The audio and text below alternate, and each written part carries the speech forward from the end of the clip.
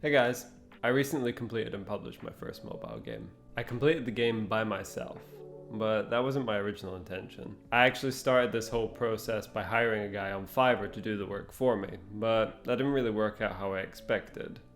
I made a lot of avoidable mistakes, and so to help others avoid making those same mistakes, I'm making this video. Mistake number 1. Low budget with high expectations. I thought I could have a game built while working with a low budget of around $140. The game I wanted to be built was a single player arcade game that would be free to play on the iOS and Android app stores.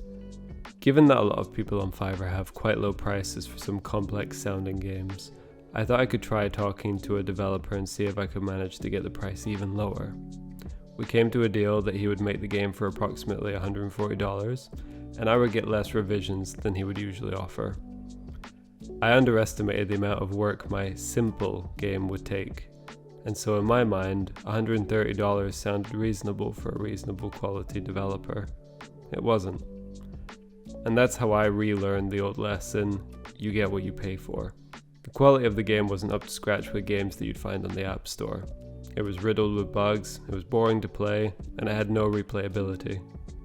I couldn't entirely blame the developer's quality of work though, because of mistake number 2. A vague specification.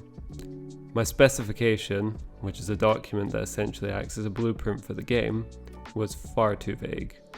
My developer was never going to be able to make the game I wanted with the specification I gave him. I wrote a small 2-page document and sent a couple of videos of similar games I liked the look of and basically said, "Hey, build this please." Naturally, he didn't build the game I had envisioned in the first revision. But I still had 2 more revisions to go. Which brings me to mistake number 3, asking for too much too late. After seeing how the first revision of the game turned out, I realized I had made a mistake in being too vague, and so to compensate, my second revision was much more detailed. There's nothing wrong with being detailed in a specification. In fact, you should be exactly that. But now I had added a lot of additional details that our original deal hadn't accounted for. Likely due to this overwhelming amount of information, the developer, who is likely running several jobs at once, missed a lot of these new details, which was frustrating for me as a client, and that led to the next revision being even more detailed, so that the developer would be less likely to miss these details in my final revision. This ended up not being the case, and instead I received a game that didn't function how I wanted, and actually didn't really function at all. In the end, I decided to put my limited knowledge of C# to use and make the game myself, using the game I received as a base. As my knowledge increased, I saw that a lot of the code in the game was inefficient and badly commented, which meant that, by the end of it, I had to remake the entire game almost from scratch. It was during this process that I realized just how difficult it was to make the game that I had asked for. Now admittedly, I had never made a game before I made Ortie, but it still took me around 400 hours of work to get it to this point. So what lessons have I learned? Beyond just game functionality, the art, the music, the UI design, the marking, the App Store setup, and much more really takes a lot of time.